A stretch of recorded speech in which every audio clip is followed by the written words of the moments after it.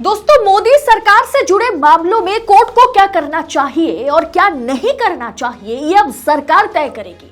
सरकार के मुताबिक कोर्ट को अब चलना होगा। जी हां, एकदम सही सुना आपने। मोदी सरकार अब ऐसा ही चाहती है, चाह तो बहुत समय से रही है, लेकिन बकायदा अब लिख करके दे दी है। सरकार ने अपनी तरफ से यही बात लिख करके सुप्रीम कोर्ट को भेजी है। मतलब फिर अदालतों की जरूरत ही क्या है? खुद सरकार दरबार खोलकर बैठ जाए और कानून मंत्री, प्रधानमंत्री सही गलत का हिसाब कर दे। अदालतों तो की जरूरत ही नहीं पड़ेगी।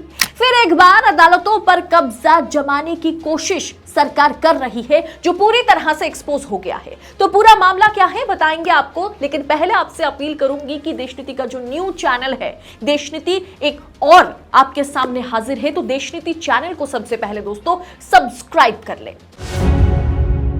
देशनीति, केवल सच्ची और पक्की खबरें। दोस्तों, इस बात को मानने में कोई दो राय नहीं है कि सुप्रीम कोर्ट और सरकार के बीच ना एक तरह से आप कह सकते हैं कि कोल्ड वॉर चल रही है।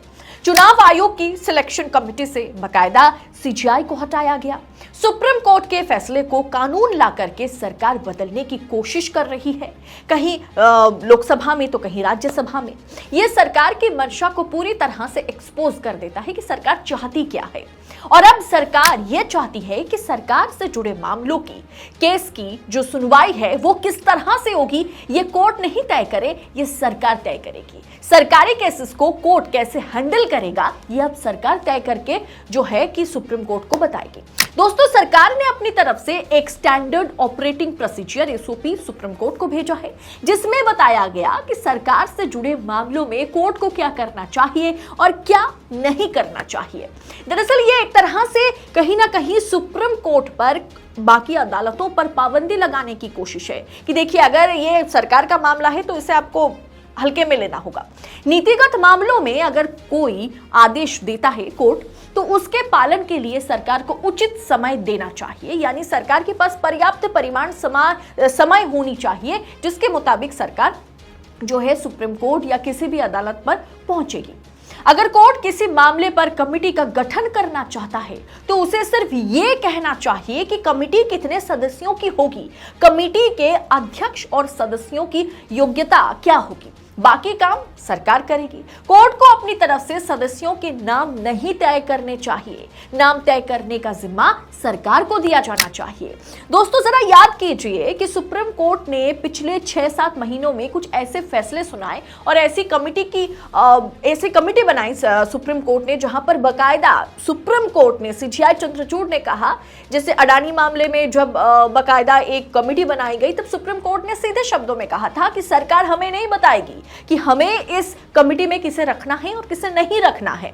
लेकिन अब जो है सुप्रीम कोर्ट को जिस तरह से एसओपी सौंपा गया, उसमें साफ तौर पर कहा गया कि कमेटी में कितने लोग होंगे ये तो आप तय करेंगे, लेकिन कौन होंगे ये सरकार तय करेगी। मतलब सरकार की मनमर्जी यहां पर चलेगी। तो आगे कहा गया कि बहुत जरूरी होने पर ही कोर्ट को किसी सरकारी अधिकारी को व्यक्तिगत रूप से पेश होने को कहना चाहिए। इस दौरान उसकी वेशभूषा क्या होगी, ये सब इस पर जो है कि सुप्रीम कोर्ट को टिप्पणी नहीं करनी चाहिए। एसओपी में केंद्र सरकार का कहना है कि सरकारी अधिकारियों को केवल असाधारण परिस्थितियों में, जो कि एक डिफरेंट कोई केस हो जो बहुत इंपॉर्टेंट हो, उसी समय अदालत में तलब किया जाना चाहिए। इसके साथ साथ अदालत में दिए गए बयानों के लिए सरकारी वकीलों के खिलाफ कोई केस कोर्ट नहीं चला सकता।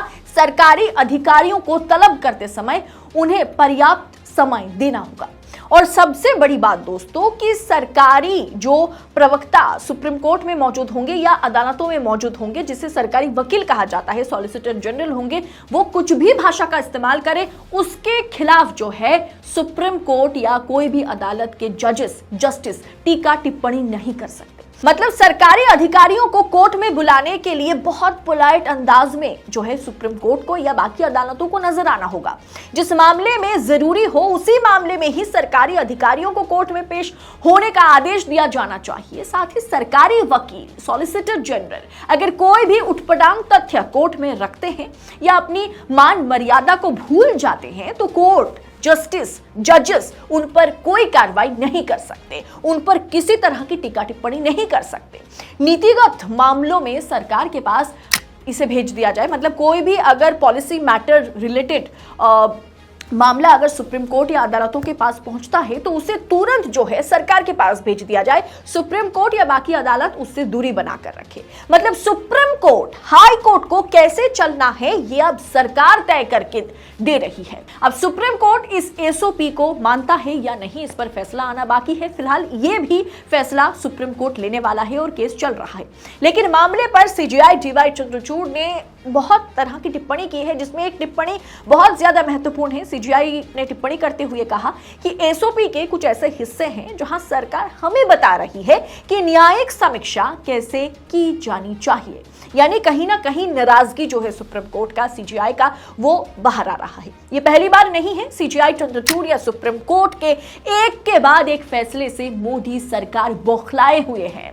ऐसे में सुप्रीम कोर्ट को अन्य अदालतों को कैसे काम करना है, इसका बकायदा एक प्रोसीजर बनाया गया और उसे जो है कि जारी कर दिया गया। सरकार फतवा जारी कर कह रही है कि सुप्रीम कोर्ट को, बाकी अदालतों को सरकारी मामलों में किस तरह से पेश आने की जरूरत है। इससे दुर्भाग्यपूर्ण दोस्तों क्या हो सकता है?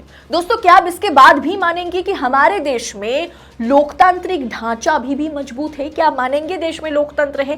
क्या आप मानेंगे कि लोकतंत्र का जो तीसरा स्तंभ है न्यायपालिका, उसे सरकार स्वतंत्र रहने देना चाहती है? शायद नहीं, शायद हाँ। आप अपनी राय कमेंट कर जरूर लिखिएगा। बाकी ऐसी तमाम खबरों को पूरी पड़ताल के साथ पाने के लिए देश नीति को सब्सक्राइब करें। दोस्तों, ये नाम आप याद रखिएगा, देश नीति। ये नाम बहुत ज्यादा महत्वपूर्ण है, क्योंकि देश नीति वो आवाज है जो निडर होकर, निर्भीक होकर सत्ता से सवाल पूछने की हिम्मत रखता है। तो देश नीति को आप सब्सक्राइब करें। हमारा फेसबुक पेज जो है देश नीति न्यूज, उसे फॉलो जरूर करें। बहुत बहुत शुक्रिया। जय हिंद, जय भारत। आपका एक सब्सक्राइब हमारे लिए महत्वपूर्ण है।